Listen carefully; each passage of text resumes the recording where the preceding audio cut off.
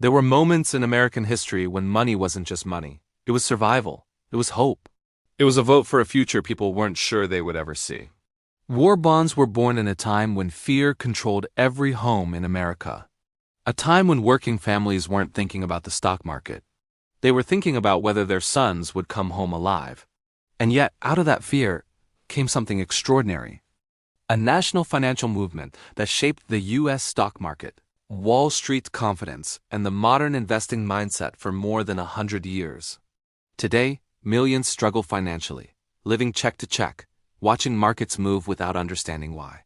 Inflation hurts, job markets shake, and people wonder if wealth is even possible anymore. Inside this video, you will see how something created during World Wars quietly built the foundation of American investing culture. Long-term thinking and how platforms like Robinhood and Fidelity still echo the same mindset. This is not just history. This is a mirror showing us why the U.S. market behaves the way it does today. Welcome to Crypto Brainpower, a channel built to simplify the U.S. stock market for beginners.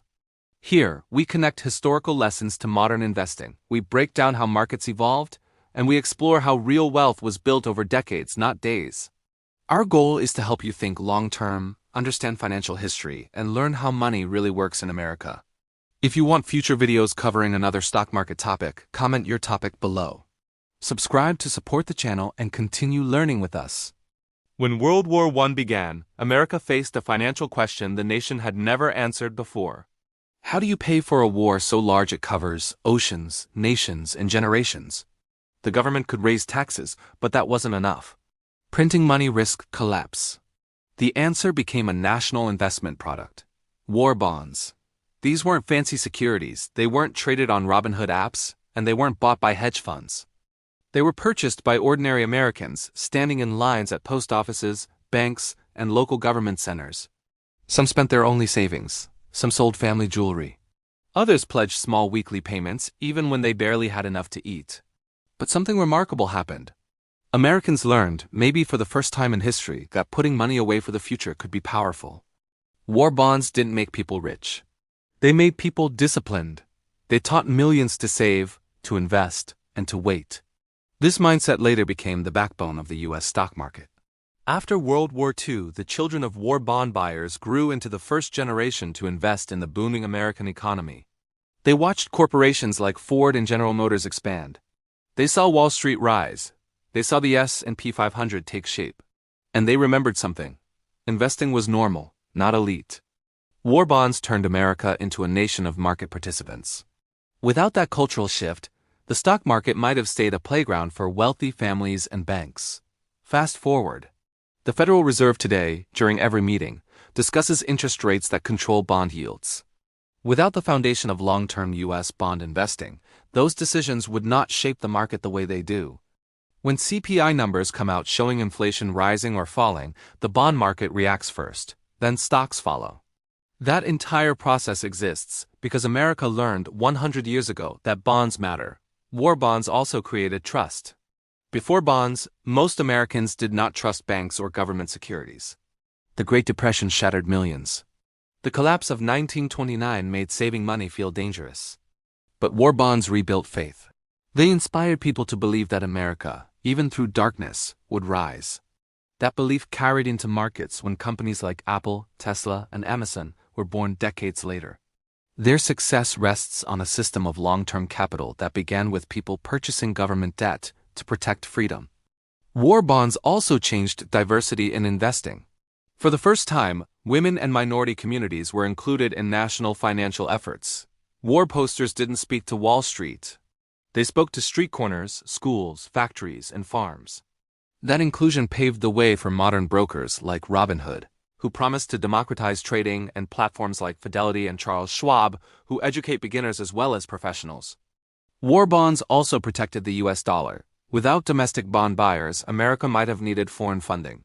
That could have weakened the dollar, weakened national strength, and weakened future stock valuations. Instead, bonds tied American savings to the American economy itself.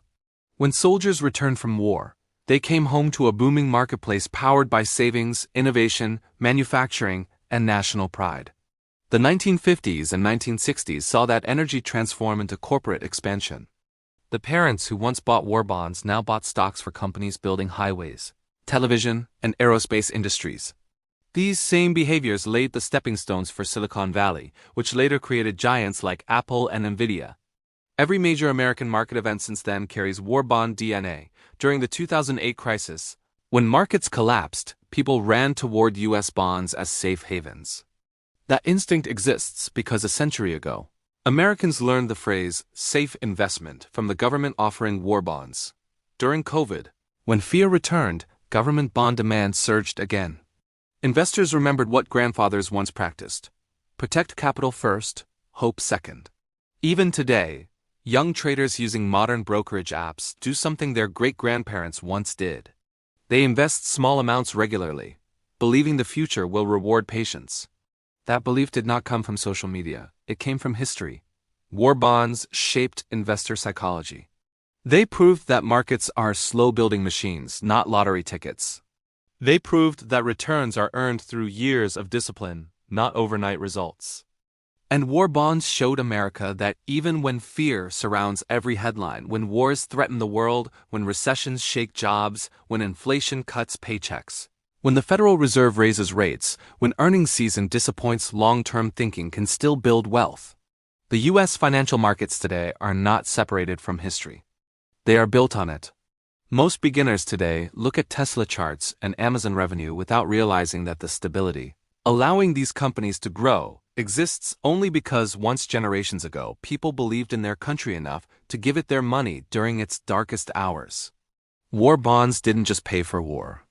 They created the national habit of investing, saving, and trusting markets. They shaped the culture behind the 401(k) system, mutual funds, index investing, and long-term retirement planning. They taught America to wait.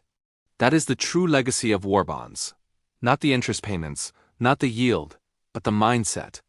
Today, when you look at platforms like Robinhood or Fidelity, and you see millions investing $5, $10, $20 at a time, you are witnessing the modern echo of war bonds, a nation investing in itself.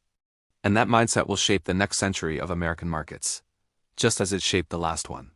This video is only for educational purpose, not financial advice.